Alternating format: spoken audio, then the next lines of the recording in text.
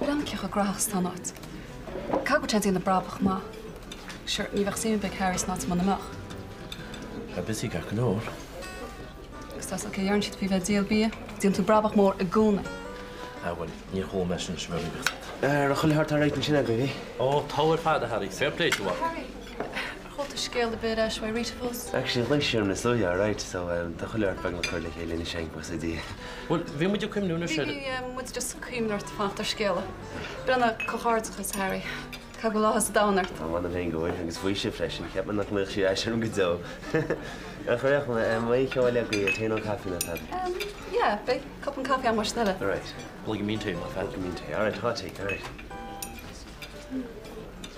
Fis tú test na go snúr.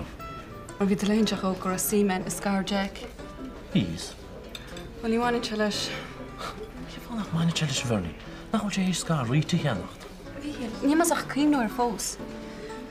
Ní bhíú tadrá na go mepas céad fin géad cíte. Wel be na mach leid dream den Harry. An noch sé go misgus tossel, tá mar fart na rig. Is ní a jacket a hall London. Sin is cupán té agus caí agus té. All right. Come on.